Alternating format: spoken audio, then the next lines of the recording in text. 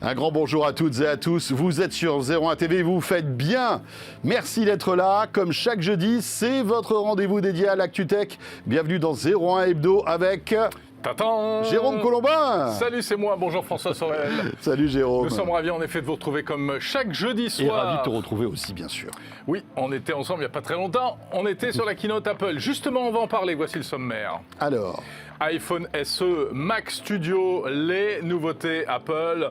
Retour sur ces annonces. On verra ce qu'il faut en penser avec Pierre Fontaine, notre spécialiste. et bien sûr Jérôme, nous allons ensemble combattre l'obsolescence programmée. Imagine un PC que tu pourrais garder 10 ans. Eh bien, je demande à voir, ce sera notre invité. François, de l'obsolescence à l'essence, il n'y a qu'un pas. Oh non. Oh non. Des applis pour trouver de l'essence moins chère, c'est d'actualité. On verra ça avec Margot Duchesne, avec toutes ces petites applis. Et puis, on s'intéressera à un vélo. Regarde comme Dimitri Charity, c'est élégant, sur son Specialized Turbo Ouais. Vado. Il a testé pour nous. Il nous en dira le plus grand bien tout à l'heure, sans Il a un doute. nom à coucher dehors, ce vélo. quand Oui, même, hein. c'est vrai. D'ailleurs, je te laisserai Mais le il a soin de le prononcer tout à l'heure. Il a l'air top.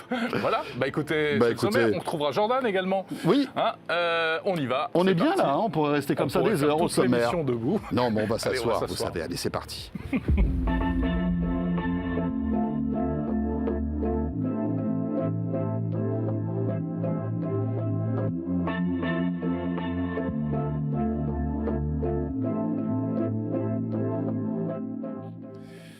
Et oui, en effet. Nous oui, sommes en de effet. retour. Nous sommes de retour. Tout à fait. Dans le studio de 01 TV, on était ensemble mardi soir. Peut-être étiez-vous avec nous pour suivre cette keynote Apple. On va en parler et puis on va parler de plein d'autres choses. On a des invités super qui nous attendent. Et puis en préambule, vous le savez, 01 Hebdo, c'est l'un des programmes que vous pouvez retrouver sur 01 TV. La chaîne, bien sûr, sur les box, SFR Orange, Freebox, et puis bien sûr sur l'appli RMC BFM Play, sur YouTube et sur 01net.com. Voilà. Il fait ça tellement bien. Allez, on y va, c'est l'actu.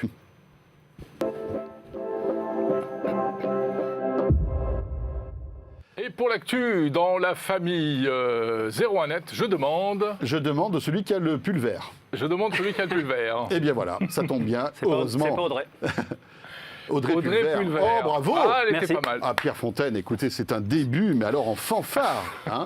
J'ai donné tout, j'ai tout donné. Ah là, Il a tout donné. commence très fort. Bonjour Pierre, ravi de te ça retrouver. fait 2 jeux de mots en moins de 50 secondes. Oui, entre l'obsolescence et l'essence, plus le pull Et le vert, pull on est vert. très fort. Très très bien. Ça va être Pierre Fontaine, un petit peu de sérieux, s'il vous plaît. J'aimerais qu'on se ressaisisse, car nous allons maintenant attaquer l'actu avec une nouvelle keynote, la première keynote d'Apple pour l'année 2022, Tout à fait. que on a vécu, tu le disais, à la fois sur 01net.com avec le live et puis tous les articles qui en découlent, et puis bien sûr aussi sur 01 TV. On va vous résumer tout ça avec notre spécialiste, Pierre. Alors, c'était un grand cru ou pas? Ça dépend pourquoi. Ça dépend pourquoi. On peut se mettre d'accord, l'iPhone SE et l'iPad Air, c'est des belles mises à jour. Avec des bons points, mais c'est pas ça qui nous a fait nous relever la nuit. Hein. Le passage à la 5G, quelques améliorations, la qualité du verre. Bon, Là, on parle de pourquoi pas. l'iPhone. Là, pour l'iPhone SE. Et puis surtout une augmentation du prix. Ça fait un peu mal. 500, à partir de 500. Oui, on passe le cap des 500 euros. Ouais.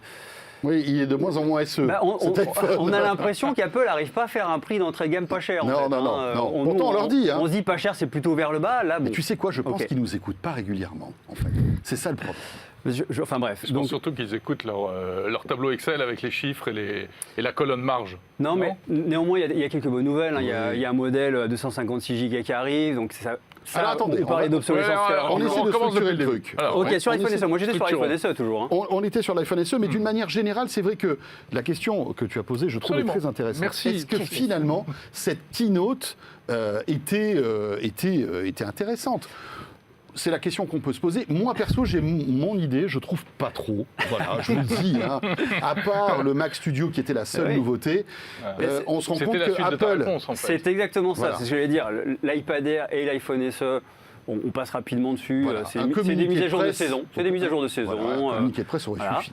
Et évidemment, le plus intéressant, et d'ailleurs Apple ne s'est pas trompé, il a mis une grosse partie dessus, c'est l'arrivée d'une nouvelle puce une fois encore, un M1 Ultra, la dernière puce de la famille M1, donc c'est-à-dire les puces Apple Silicon qui ont été introduites à partir de fin 2020 avec les MacBook Pro, MacBook Air, Mac Mini, etc., qu'on a vu monter en puissance peu à peu avec le sommet dans le MacBook Pro 14 et 16 pouces en fin d'année dernière avec le M1 Max.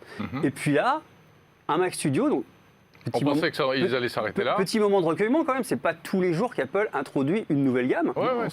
J'ai regardé dans mes tablettes, alors avec le critère à la fois nouveau positionnement et nouveau form factor, c'est pas arrivé depuis le MacBook Air en fait, depuis 2008. Donc c'est quand même un événement. C'est un événement. Donc un nouveau Mac avec une nouvelle puce. On se disait, OK, quand on va passer sur le desktop, il va falloir monter en puissance. Comment ils vont faire avec le M1 Max qui met déjà la barre assez haut? Comment ils vont faire pour aller encore plus loin? Ils ont trouvé une solution qui est plutôt futée. Alors pourquoi elle est futée, je vais le dire juste après. Mais c'est en fait l'introduction d'un M1 Ultra qui est en fait deux M1 Max, accolés. Grâce à un interposeur, une sorte de... Si ça va comme ça, je peux te dire ce qu'il y aura dans le prochain Mac Studio. donc en fait, voilà, on a là, c'est à la fois hyper futé de la part d'Apple, parce qu'on sait que plus une puce est grosse, plus elle est difficile à développer, plus on a un taux de rendement qui a tendance à baisser, donc il faut soit développer une nouvelle puce, en fait, il y a une puce étalon. Il la multiplie pour augmenter la puissance. Ils en ont mis deux côte à côte qui ne font qu'un grâce à une petite astuce, un interposeur. Alors, ce n'est pas une solution qu'on n'a jamais vue dans l'industrie, mais c'est en revanche la première fois dans une machine grand public. Donc ça, c'est plutôt une bonne chose. Et c'est aussi très très fort parce que non seulement cette puce est vue comme une seule et même puce d'un point de vue CPU, mais aussi d'un point de vue GPU, d'un point de vue graphique, carte graphique, avec tout le potentiel que ça peut avoir. Donc toutes les fonctions graphiques sont dans cette puce-là. Voilà, toutes les cartes. Donc c'est le principe du SoC qui a été introduit, qu'on connaît dans les iPhones depuis longtemps et qu'on a vu dans les Mac avec l'Apple Silicon. C'est-à-dire que tout est sur la même puce. On a la partie donc des calculs avec des corps haute performance, des corps basse consommation pour la partie CPU, et puis des corps graphiques qui s'occupent effectivement de tout ce qui va être affichage, etc., etc. Donc la vraie nouveauté de cette keynote, c'est vraiment ça. C'est vraiment ça. Et c'est une belle prouesse technologique. C'est une belle prouesse technologique, c'est une première en partie, et puis surtout, ça ouvre la porte pour plein de choses, et ça valide à la fois le chemin qu'Apple a pris, ça valide aussi la montée en puissance du modèle ARM avec autrefois des petits cœurs pas très puissants mais plein de petits cœurs. Maintenant on a plein de petits cœurs qui commencent à être vraiment très puissants et on voit qu'on peut faire on peut créer à partir de ces puces une station de travail de bureau qui est plus puissante que les Mac Pro qui embarquent des Xeon, donc qui sont l'ordinateur qui est la grosse tour ultra professionnelle et que Apple avait mis à jour avec cette fameuse râpe à gruyère là, qui a un design assez séduisant. Donc là on a quelque chose qui s'approche presque du Mac Mini en termes de dimension au sol. On dirait une enceinte connectée un peu, je trouve. Oui, un peu, c'est vrai. Mais on dirait un Mac Mini gonflé. En fait, c'est exactement la même largeur et la même profondeur qu'un Mac Mini, sauf que c'est un peu moins de 3 fois plus haut, quoi, en fait. Et dans ces 3 fois plus haut, on a la partie composant qui est dominée par 2 ventilateurs hyper lents, hyper silencieux, qui sont là pour faire partir la chaleur, en fait. Parce que ces 2 grosses puces, ça doit bien envoyer... D'autant plus que Apple, certes, Apple cherche toujours à faire en sorte d'avoir un ratio performance par watt très avantageux. On a vu pendant la keynote cette petite pique envoyée en disant nous on arrive à un niveau même niveau de performance, une configuration avec un Core i9 de 12e génération ultra boosté et une GeForce, une Nvidia GeForce 3090, on arrive à un même niveau de performance avec 200 watts de moins. Et tout ça, c'est effectivement, alors il faudra les prouver au cours de test, mais c'est grâce à cette architecture ARM, à ces multiplications de cœurs graphiques, etc., etc. Alors, juste une chose, à qui s'adresse cette machine? Parce que c'est bien beau, on parle de cette débauche de puissance, etc. 99% d'entre nous n'en ont pas besoin, on est d'accord. C'est une fois encore, alors... Apple dit que c'est pour les prosumers et les pros. C'est-à-dire les prosumers, c'est les consommateurs grand public qui aiment bien avoir un truc carrage parce qu'ils filment tout en 4K et ils aiment les monter. youtubeurs semi-pro et compagnie. Oui. Mais Donc 1% de la population, évidemment. Ouais, pour ta carrière d'influenceur à Dubaï, c'est exactement ce que C'est j'ai vrai, tu compris, en crois fait. Ah bah oui, bien sûr. Bah, écoute, mettez-moi en 3, s'il vous plaît. Non, mais évidemment que c'est pas une machine pour Monsieur Tout le Monde. Ça n'a pas d'intérêt. Pour ça, il y a toujours le Mac Mini qui est toujours là. Il y a toujours l'iMac pour ceux qui veulent un écran, etc., etc. C'est une machine qui sert les utilisateurs exigeants. Ouais. Bah après, il y a un évident. marché. Bien sûr qu'il y a voilà. un marché, bien On sûr. n'est pas Et puis, nous dans la cible, mais il y a d'une un certaine marché. manière, ceux qui jusqu'à présent s'achetaient des Mac Pro beaucoup plus chers peuvent très bien se dire. Ah bah en fait, Tiens, c'est pas mal. je vais prendre celui-ci parce que c'est moins coûteux, c'est plus performant sur le papier. Pour la plupart des usages, ça devrait le faire. Etc. Même s'ils ont déjà laissé entendre qu'il y aura un nouveau Mac Pro. Bien, ils l'ont laissé entendre. Oui, je pense que c'était à la fois pour dire aux professionnels. On vous a pas oublié, mais oui, ça allait de soi. Oui, ça allait de soi que, évidemment, ils sont en train de basculer. Ils s'étaient donné 2 ans pour abandonner totalement Intel. Là, en fin d'année, on sera aux 2 ans. Donc, évidemment qu'au cours de l'année, ceux qui ne sont pas passés sous les processeurs Apple Silicon le feront. L'écran, Pierre. Les Mac, un mot de l'écran. le Studio Le Display. Studio Display. Alors, le Studio Display, il n'est pas là pour remplacer le Pro Display XDR, qui est l'écran à 5000. Enfin, à partir de 5000. Qui va avec le le Mac avec Pro, le Mac Pro. qui est HDR, etc., etc., 6K. Là, on a un écran qui est LCD, 5K, pas mal, 27 pouces, ce qui est qui, d'un point de vue de la finition, est super beau, qui a des pics de luminosité à 600 candela ou 600 nits de manière fixe. Donc, on a a priori un très bon écran qui ne sera pas pour les pros très pointus qui ont besoin de faire de l'échantillonnage vidéo hyper pointu, hyper précis, même s'il y a la technologie P3 qui est là pour la fidélité colorimétrique. Néanmoins, c'est une dalle, un terminal, un écran qui est vendu à partir de 1 750 €. Oui, c'est ça. Jusqu'à 2000 à peu près. Voilà. Parce qu'il y a une autre version qui a moins de reflets.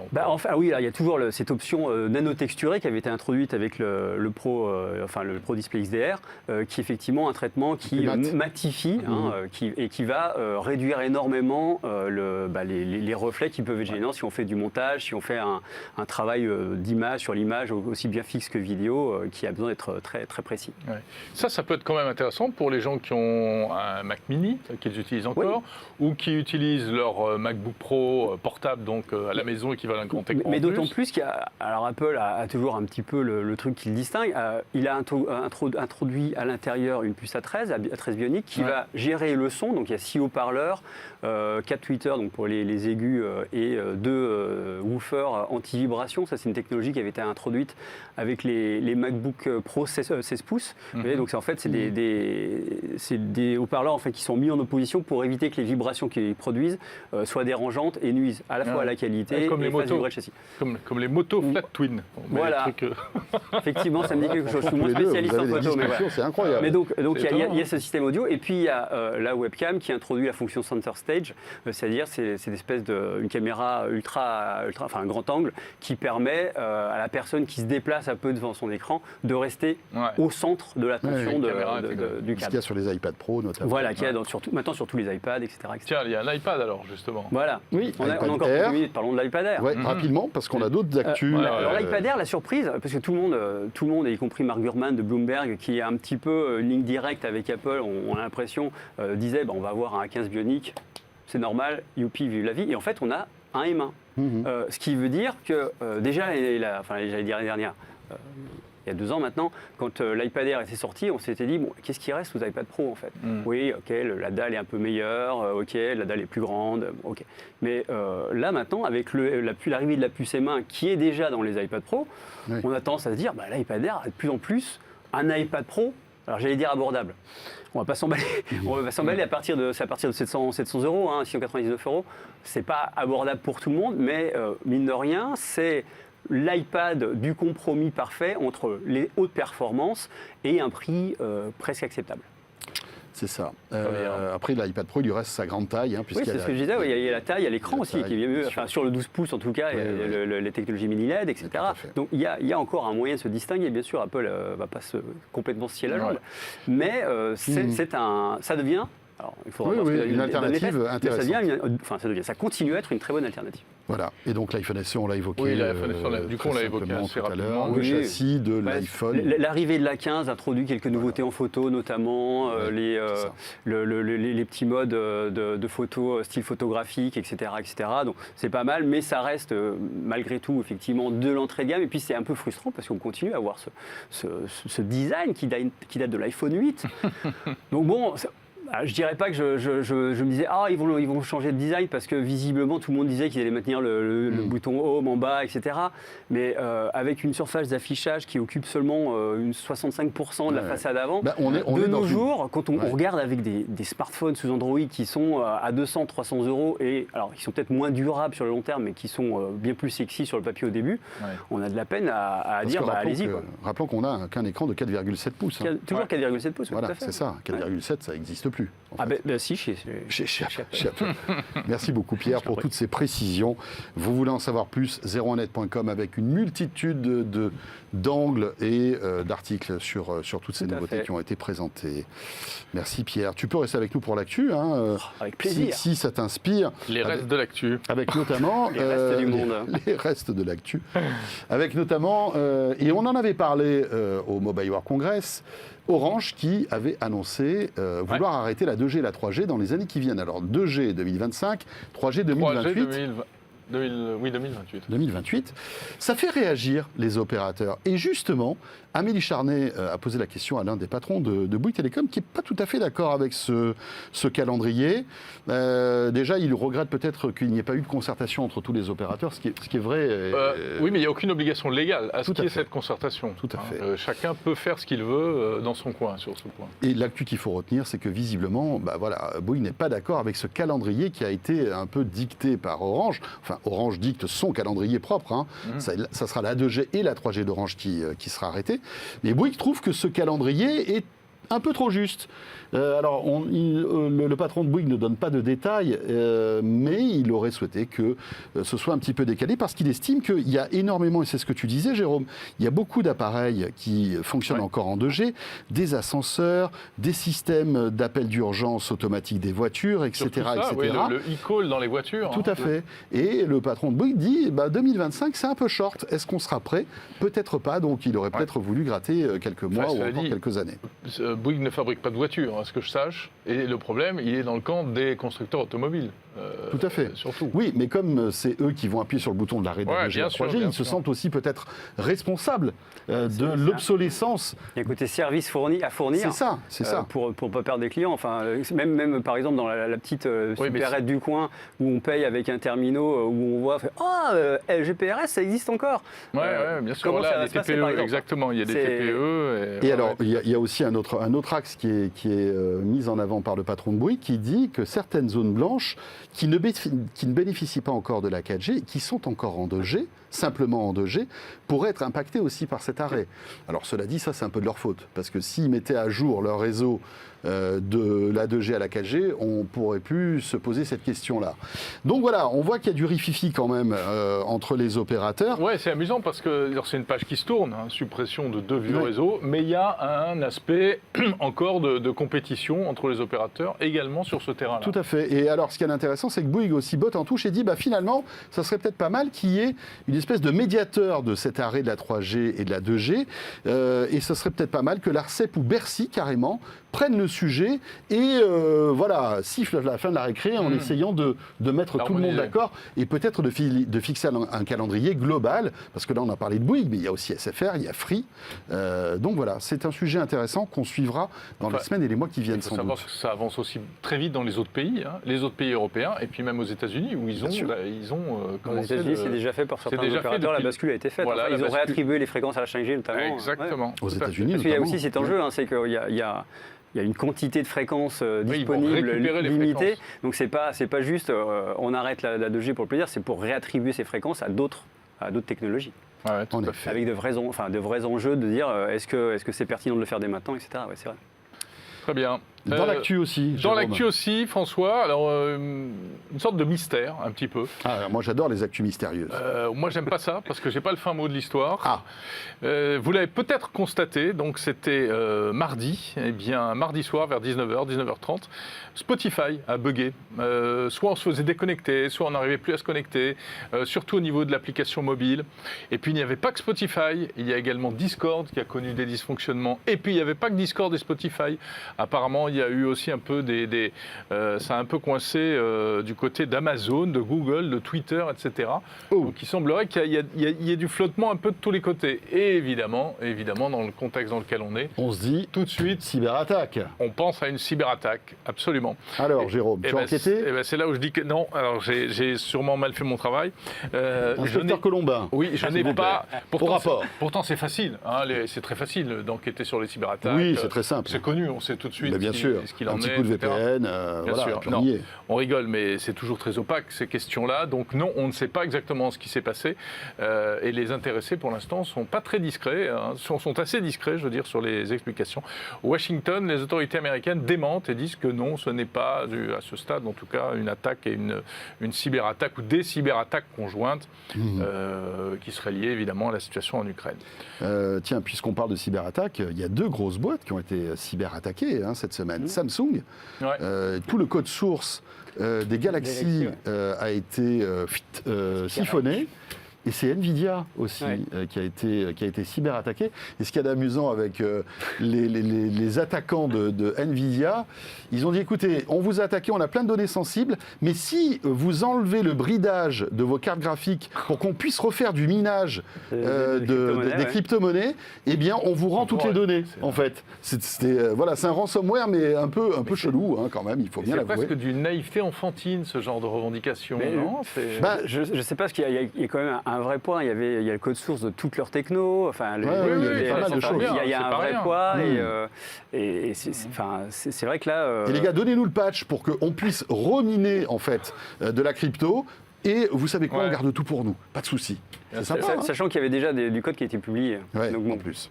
Mais c'est pas grave si on consomme de l'électricité, du gaz, du pétrole à tire Non, tout va bien en plus. Tout va bien. Et puis gaz, pétrole en ce moment. Voilà, on n'a aucun problème de bilan carbone et tout On est ça, nickel. on est d'accord. Bon, Voilà. La planète est belle. La planète est belle. Enfin, les cerisiers sont fleuris depuis 6 mois, donc c'est bon. Oui, tout va bien.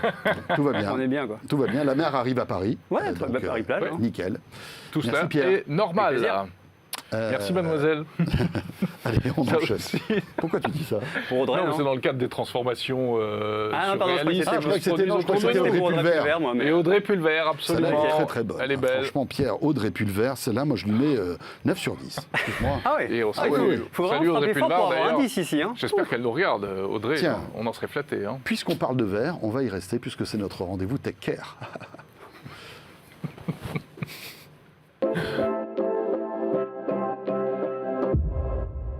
Et notre invité nous rejoint tout de suite, François Marteller, fondateur et directeur de Why. Why comme pourquoi. Why. Bonjour François.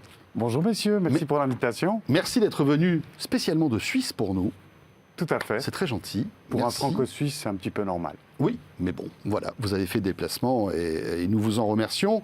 Alors, vous êtes donc suisse, vous avez un parcours étonnant, vous avez fait de la politique, vous vous êtes toujours intéressé en fait à la réparabilité de plein de choses depuis très longtemps, et vous vous êtes dit, tiens, pourquoi ne pas inventer un PC que l'on pourrait garder, non pas 2 ans, 3 ans, 4 ans, 5 ans, mais 10 ans.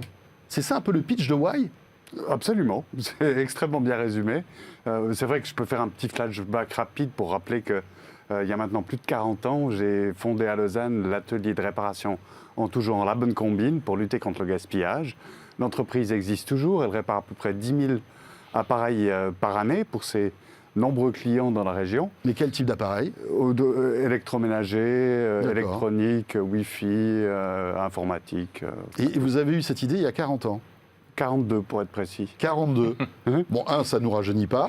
2, vous étiez vachement en avance parce qu'aujourd'hui, c'est vraiment des sujets voilà, au cœur des préoccupations de tout le monde. Alors, c'est vrai qu'à l'époque, on ne parlait pas encore d'obsolescence programmée. Ben non. Le problème, c'était plutôt que dans les services après-vente, la tendance était de plus en plus de dire aux gens, écoutez, vous êtes sûr, vous les faites réparer, parce que quand même un appareil neuf ne coûterait pas beaucoup plus cher. Et puis au fond, où la disponibilité des pièces et des compétences pour réparer les appareils était déjà en train de disparaître. Bon, même s'il y a débat sur cette notion d'obsolescence programmée quand même, l'obsolescence, elle existe en technologie. Et elle s'explique peut-être par des tas de phénomènes. L'électroménager, par exemple, on sait que les prix ont considérablement baissé. Aujourd'hui, tout le monde peut s'offrir une machine à laver. Il ne faut peut-être pas s'étonner qu'elle soit sans doute moins solide qu'à 40 ans, où seuls les plus riches pouvaient s'en offrir, non ? Bon, non, déjà parce que l'obsolescence, si vous reprenez l'exemple de la machine à laver, j'en ai réparé dans ma carrière un certain nombre de milliers. Ça fait toujours pareil, ça tourne à gauche, ça tourne à droite, ça rince 5 fois, ça essort. Ouais, mais il n'y a pas Là, on plus a rien à- d'électronique dedans?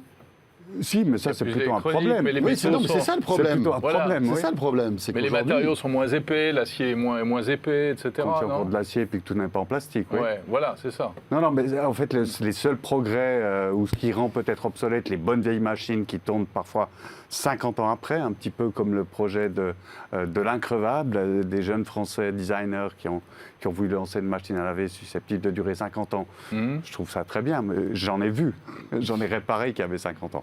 Enfin bon. Alors revenons quand même aux Oui, PC, qui sont le sujet qui nous intéresse le plus ici. C'est ça qui est bien dans Zero Hebdo. On passe de la machine à Mais laver exactement. au PC, mais alors C'est pas très loin. comme ça. C'est pas très loin. De moins en finalement. moins, oui. Donc vous commercialisez, vous fabriquez, c'est ça, on peut le dire On comme fait ça fabriquer, Vous c'est faites l'un fabriquer. des 5 constructeurs OEM taïwanais, comme tout le D'accord. monde par ailleurs. Bien sûr, bien sûr. Ok, donc vous les concevez malgré tout.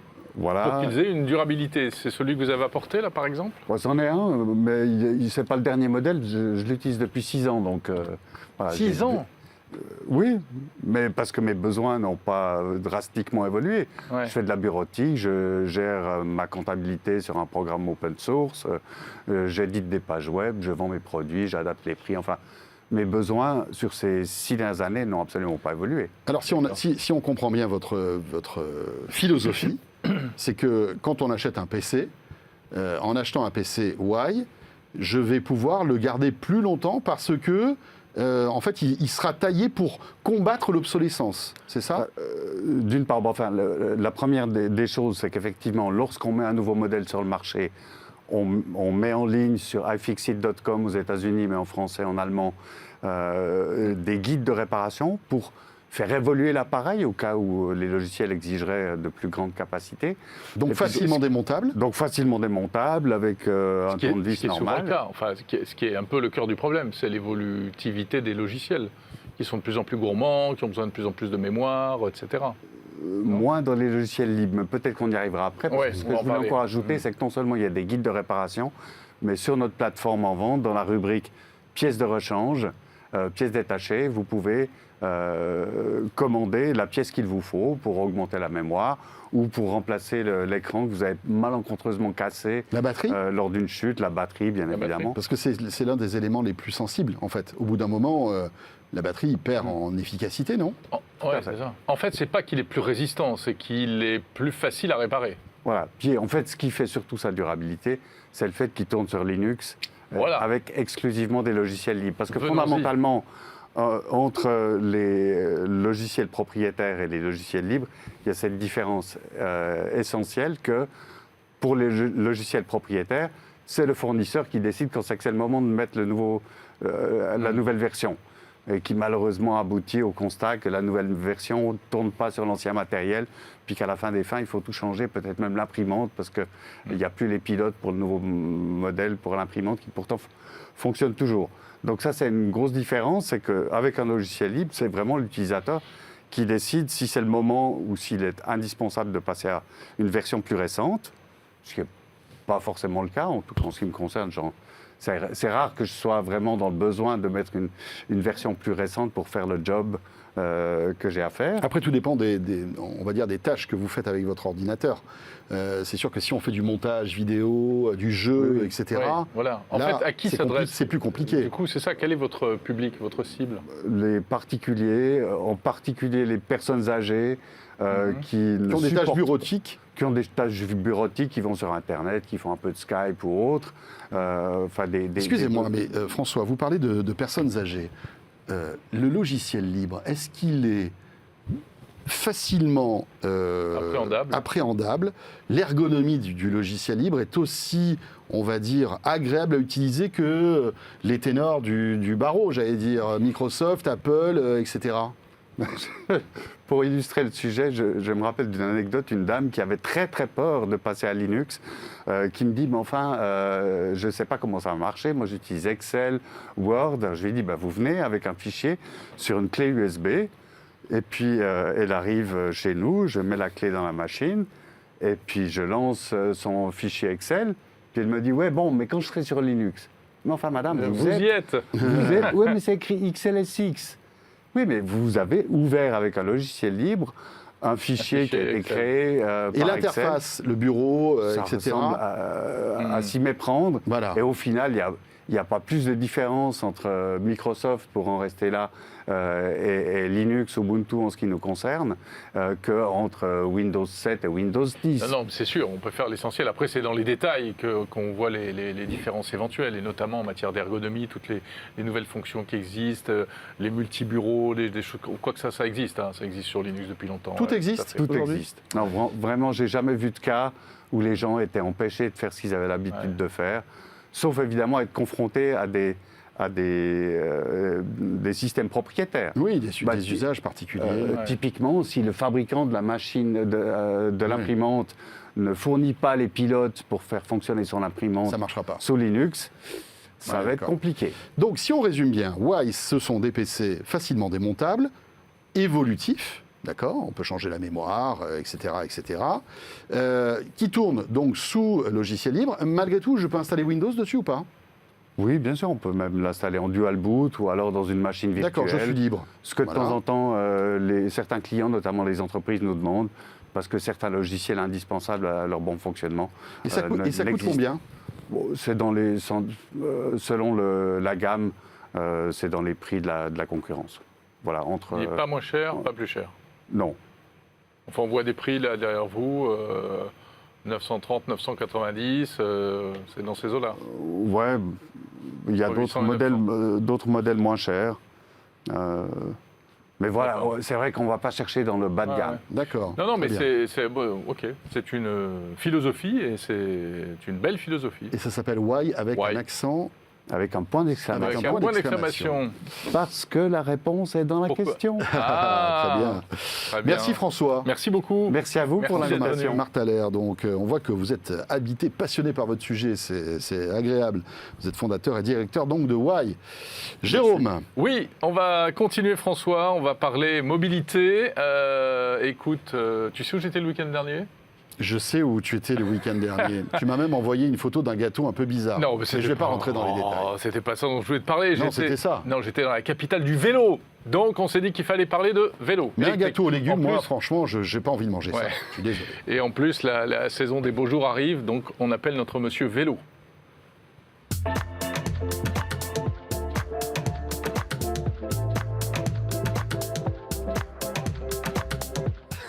Dimitri Charidzi, c'est là. Bonjour messieurs. Comment ça va, va Dimitri? Très bien. Et Je là- n'étais pas dans la capitale du vélo, mais j'en fais de temps en temps. Ah, bien sûr, je sais que tu en fais beaucoup, plus que de temps en temps. Ben oui. Là, vraiment, on sent que la météo est en train de se diriger ça y est. vers le meilleur moment de l'année pour faire du vélo. Exactement, j'en fais et je suis de moins en moins seul. C'est plutôt pas mal. Hein. Non, c'est super. chouette. Oui, c'est vrai que quand on commence à parcourir les rues, par exemple parisiennes, on se rend compte le nombre de gens qui prennent le vélo, et là, avec les beaux jours, Ouais. ça va exploser. Mais alors, cela dit, tu as un instant, je reviens, une petite parenthèse sur Amsterdam, où il y a effectivement, c'est la capitale du vélo. Oui. C'est pas si mobilité douce que ça, hein, parce que quand il y a beaucoup de vélos dans une ville, eh ben, c'est quand même du sport. Pour les piétons, pour les voitures, mais Ah, il y a bien sûr, très ouais. peu de voitures, donc à la limite. Mais surtout pour les piétons, on joue sa vie à chaque carrefour. Hein. Sérieusement. Ah, Alors, par Dimitri, parce que le temps tourne, Oui, allons-y. malheureusement. Alors, il on faudrait parle d'un qu'on vélo rentre dans les électrique détails. américain, top du top. Le Specialized Turbo Vado. Alors, bon, de quoi on parle quand on parle du Vado? Tout simplement de la référence absolue en matière de vélo de commuting ou de vélo taf. J'aime pas beaucoup ce mot, mais force est de Non, moi non constater plus. qu'il s'impose. Et en fait, concrètement, depuis 3 ou 4 ans, quand on demande à quelqu'un, à un spécialiste, quel vélo il nous conseille pour faire plus de 15 ou 30 km à la journée en électrique, très souvent la réponse qui revient, c'est le Vado. D'accord. Cette année, Specialized, donc l'américain, a décidé de mettre à jour son Vado, de le changer, et assez radicalement, parce qu'ils n'ont pas simplement mis un nouveau moteur dessus, ils ont aussi changé la géométrie, ils ont changé la façon dont ils ont pensé le vélo, et pour le coup, même niveau design, niveau équipement, motorisation, tout a changé et c'est une prise de risque qui était assez impressionnante et on attendait de voir ce à quoi il allait ressembler. Et donc là, on a le nouveau Turbo Vado. Moi, j'ai testé la version intermédiaire. Il y en a 3. Il y a le 3.0, le 4.0 et le 5.0. Donc j'ai testé celle qui me paraissait la plus, on va dire, la mieux équilibrée. Qu'est-ce qui change, la taille ou les équipements? Ce qui change, c'est un petit peu l'équipement, mais surtout la puissance du moteur. D'accord. La version intermédiaire, elle est à 70 Nm et c'est très correct. Au-delà, pour la ville, c'est pas nécessaire. En tout cas, pour les longs trajets, ça devient... en gros, aller chercher du 90 ou 100 Nm, ça a peu d'intérêt. Et en dessous, on est à 55 Nm. C'est peut-être un peu juste pour certains types de parcours. Donc, vraiment, la version intermédiaire elle est bien équilibrée. Légèrement, un peu cher, elle est à 4 000 €, donc un peu cher par rapport à des vélos concurrents, mais encore une fois, on va voir pourquoi. On peut même répondre à cette question tout de suite, tout simplement parce que c'est un vélo qui est très bien pensé, très bien conçu, et qui en plus ajoute quelques petits trucs que d'autres n'ont pas, ce qui fait que clairement, même la nouvelle version, qui pourtant change radicalement la donne, notamment sur la géométrie, elle est bluffante en fait. Alors c'est quoi ces petits trucs justement que les autres n'ont pas et qui justifient ce prix quand même relativement élevé? Alors, tout simple, la première chose, c'est la sensation de conduite. On est sur un vélo qui est typé ville, mais qui est là pour avaler des kilomètres, et on est dans une position qui est assez étrange pour ce genre de vélo. On est dans une position assez dynamique, un peu vers l'avant, presque comme sur un VTT, beaucoup moins que sur un vélo, on va dire, dans le dos droit comme sur un vélo de ville. Et au final, malgré ça, on est dans une position de confort et qui en fait entraîne le vélo, qui est très très dynamique, qui est très facile à contrôler et qui répond très vite à chaque commande. Donc déjà, la première chose, c'est qu'on a envie de jouer avec le Vado, alors que ça pourrait être un vélo plan-plan. Pas du tout, c'est un vélo sur lequel on peut s'amuser, même quand on fait 15 à 20 km par jour. Donc ça, c'est le premier truc qui est assez bluffant. Le deuxième, c'est que c'est pas le moteur le plus puissant, c'est pas le moteur le plus abouti, c'est un moteur Brose, donc pas du Shimano, pas du Bosch comme les très grands, et pourtant il est très simple d'accès, il répond assez vite, et malgré le fait qu'il n'ait pas ce qui est la nouveauté chez les autres, c'est-à-dire l'assistance naturelle et en gros la progressivité dans l'assistance électrique, c'est un moteur qui fait le boulot très honnêtement. Et le dernier truc qui, alors pour le coup, est très différenciant, c'est une application qui, pour une fois, apporte vraiment quelque chose. On a souvent des applications qui servent à localiser le vélo, pour peu qu'on ait oublié où on l'a garé. C'est assez rare, mais bon. Passons le vendredi soir. On ne se moque pas. On ne se moque pas. Voilà, non, mais bon. À part ça, voilà. Généralement, ces applications-là, elles servent à très peu de choses. Et là, on a beaucoup plus. On a la possibilité de choisir, on va dire, les informations qu'on va afficher sur l'afficheur du vélo, de changer leur disposition. On a les trajets, on a l'équipement qui compose le vélo et les révisions à prévoir. On a donc du coup un suivi et de l'activité du vélo. On a aussi la possibilité de changer le dosage de l'assistance, mais au millimètre près. C'est-à-dire, si on trouve que le mode éco est un peu trop éco, c'est-à-dire qu'il n'est pas suffisamment assistant, on peut le régler un tout petit peu vers la hausse. Voilà, on peut prévoir un parcours. Quand on connaît son parcours, on peut prévoir la batterie qu'on veut à l'arrivée. Et donc, c'est absolument immense tout ce qu'on peut faire avec cette application. Juste une question, Dimitri. Tu as commencé en disant c'est le vélo pour le commuting, c'est le terme que le commuting ou le vélo taf. Voilà, c'est vraiment les deux termes utilisés. Pour les gens qui n'hésitent pas à faire 10, 15 km dans la journée pour aller au boulot et revenir. Oui. Mais en quoi est-ce qu'il permet ça plus que d'autres vélos? C'est l'autonomie de la batterie, c'est l'assistance, c'est le confort, c'est quoi? Alors, c'est un ensemble de tout, mais c'est surtout le fait d'être facile à rouler et confortable malgré justement son dynamisme. C'est-à-dire que quand on a 5-6 km à faire, c'est pas, qu'on soit un peu mal assis ou qu'on soit dans une position, on va dire, passive, pourquoi pas. Quand on en a 20, on a besoin d'être alerté, on a besoin de réagir en permanence. Voilà, c'est exactement la même chose. C'est une routière en fait, c'est une routière mais sur les vélos. Et pour le coup, voilà, c'est assez étonnant de voir qu'il répond à ça, qu'il coche presque toutes les cases. En fait. Très bien. Specialized Turbo Vado. Merci Exactement. Dimitri. Merci, Merci à beaucoup, vous. Dimitri. Ça donne envie de faire du vélo, tout ça. Mais oui, mais achète-toi un vélo. Je suis pas sûr, c'est super agréable. Allez, on enchaîne avec une autre propulsion, cette fois-ci thermique. Et oui, parce que pour les longs trajets, malgré tout, l'essence est importante. On en parle avec Margot Duchesne qui nous rejoint tout de suite.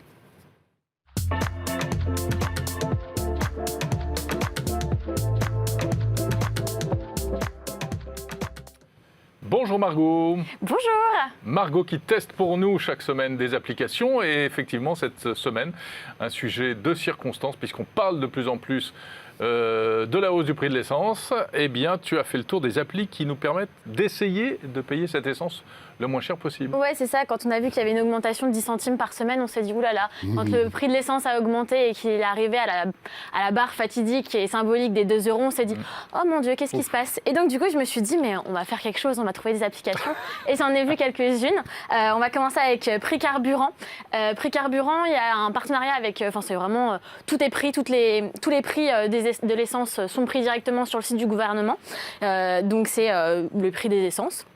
Alors Station vous avez par le station. Oui, exactement. Donc vous avez le choix du type de carburant, ça vous pouvez le sélectionner, ça sera dans toutes les applications, hein. Ça c'est commun à toutes, c'est normal. Vous avez la fonction plan, donc vous pouvez regarder, naviguer un petit peu. Sauf que sur cette application-là, en fait, vous indiquez votre position, vous indiquez en fait pas véritablement votre position, mais plutôt votre département.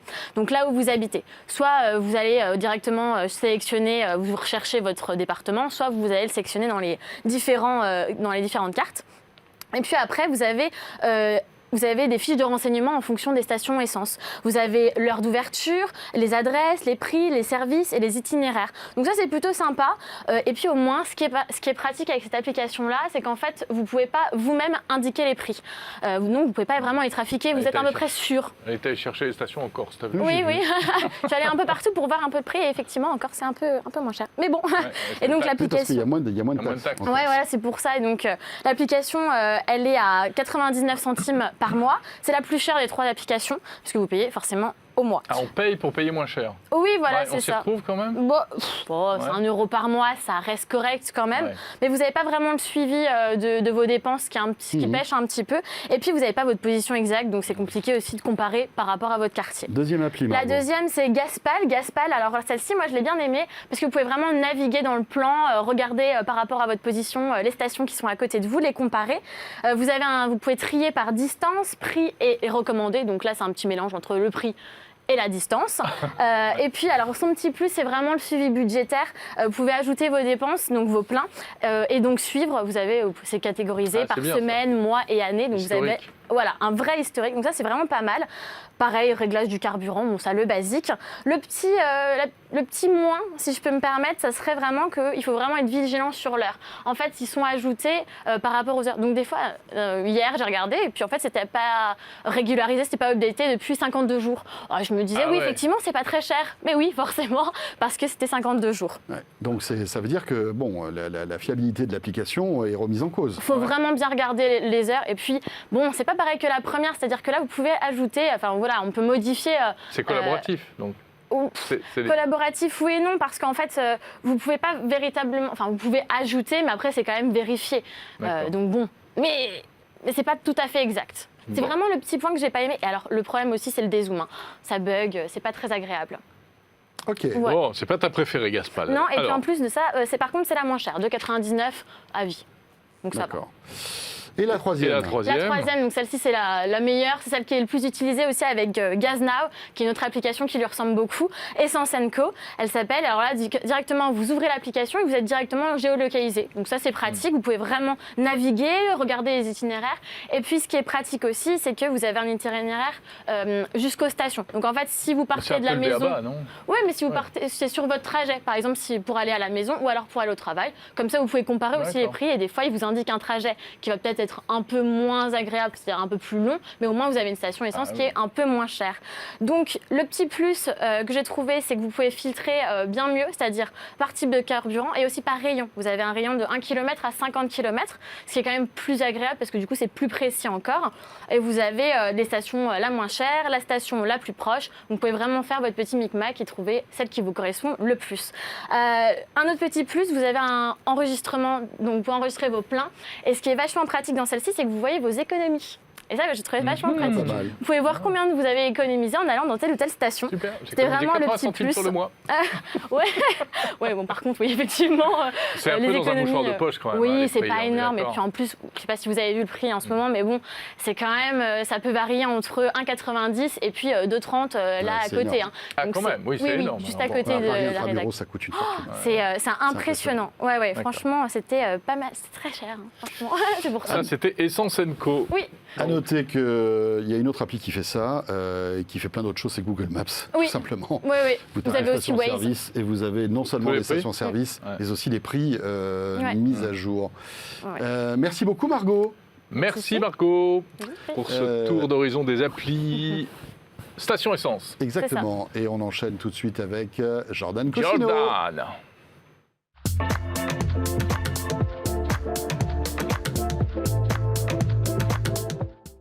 Mais où est Jordan, François? Bah écoute, regarde, je claque des doigts et il apparaît en visio. Tu vas voir, c'est ça qui est formidable. Ah, il est là.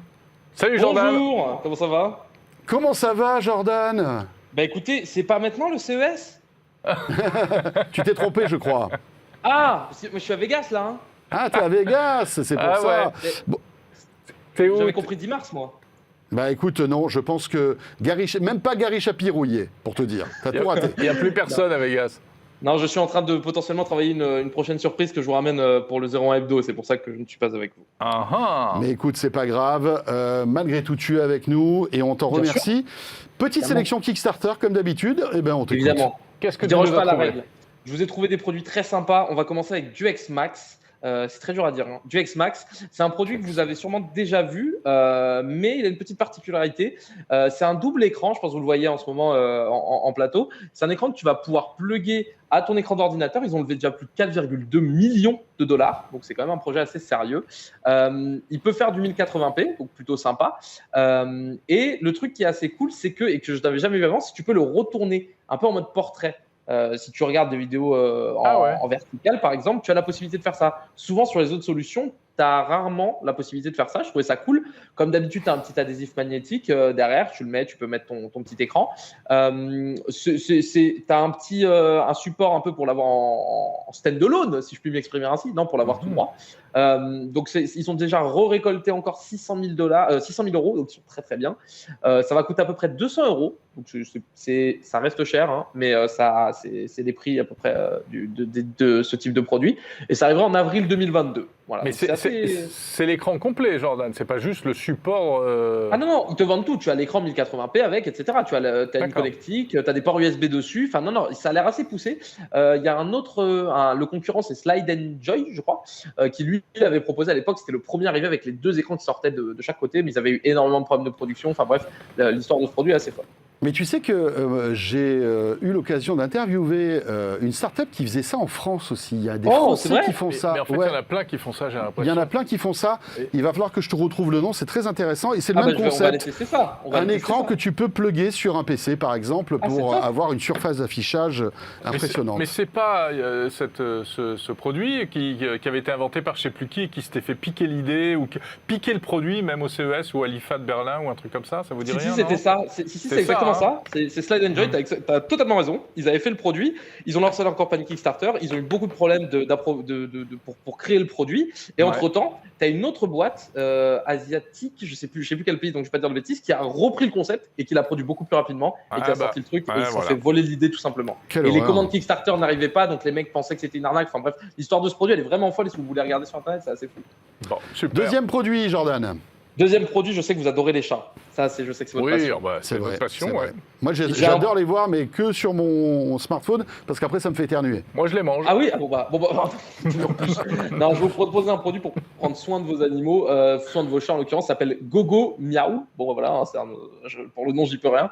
Ça a récolté 12 000 euros déjà. C'est une petite fontaine connectée. On a souvent vu, je vous ai déjà présenté, je crois, des produits un peu pour nourrir vos animaux, que ce soit chat ou chien, avec des croquettes ou autres. Et pour rigolo, c'est vrai que j'en avais jamais vu, donc je trouve le produit assez rigolo. C'est une petite fontaine connectée, il y a une sorte de château d'eau, hein, une petite réserve de 1,2 litre, une fontaine de 0,5 litres, et vous allez pouvoir faire boire votre chat. Ça va donner une certaine Non, quantité c'est le chat d'eau qui qu'il boit, faut, c'est pas etc. toi qui bois le chat. Oui, pardon. Pardon, la fatigue, Jérôme, ça va. Non, mais donc Dis vous allez n'importe pouvoir quoi. faire boire votre chat, et vous avez 2 modes possibles. Vous avez soit vous faites tourner l'eau en constant, soit vous faites des périodes de 5 minutes d'eau, 5 minutes de pause, 5 minutes d'eau, 5 minutes de pause. c'est Si vous voulez pas que mignon. le... Ouais, non, franchement, c'est très mignon. Il y a évidemment plein de filtres pour que l'eau soit saine pour le chat. Il y a un filtre anti-carbone, il y a il y a un filtre en carbone, pardon. Ça va. Je suis à Las Vegas, c'est le décalage on a horaire. compris. Et tu sais, toutes les par conneries qu'on dit à Vegas restent à Vegas en plus, donc il n'y a Oui, pas de voilà, souci. c'est ça. Et par contre, le truc drôle, c'est que le filtre est fait, je savais pas que ça se faisait avec des coques de noix de coco. Voilà, vous aurez appris que on peut faire ça avec ça. Waouh. Donc ça, c'est fou. Et en gros, ça te maintient la température de l'eau à bonne température Bonne température. pour le chat. Voilà, à Non, mais 28 écoute, c'est degrés, très sachez sympa, que... c'est très cool. Voilà. Et en plus, les chats adorent de l'eau, ne boivent pas dans l'eau qui stagne, ils aiment bien l'eau qui, Oui, bien sûr. Quand ça oui, bouge. qui c'est ça. virevolte, hein, c'est ça qui est- Exactement. voilà, c'est Et leur donc, le instinct. produit est très mignon, je trouvais ça choupi. Voilà, si ça vous très intéresse. choupi. Avec Nickel. grand Je plaisir. précise que c'est pas vrai, je ne mange pas les chats. Non, J'aime c'est beaucoup vrai. Non, mais les encore chats. heureux. Tu les merci. dégustes. Troisième produit. Troisième produit, on va passer très vite dessus parce qu'en fait, c'est plus une blague que j'ai trouvée. Ça s'appelle Wet Wipe Wizard. Qu'est-ce que c'est? Parce faut savoir que la tech, ça répond à des problèmes de société. On est d'accord. Oui. Et là, le problème, c'est que c'est vrai que c'est quand même embêtant quand on est aux toilettes de dérouler le papier toilette. Donc, ce produit-là sert à vous appuyer sur un bouton et il déroule le papier toilette. C'est Non. sa seule utilité. Je peux pas vous dire mieux. Ça a été créé par un Américain. Pour l'instant, il n'a pas été financé. Il a 10% de son financement et ça coûterait 36 € au lancement. Ça arrive en octobre. Si ça sort, je trouvais ça assez incroyable parce que c'est C'est vraiment débile. Ah oui, là clairement, oui. Mais je me suis dit c'est pour finir un peu plus léger, tu Oui, vois. bien sûr, Comme le oui. dire. Non, Et donc voilà, le- petit.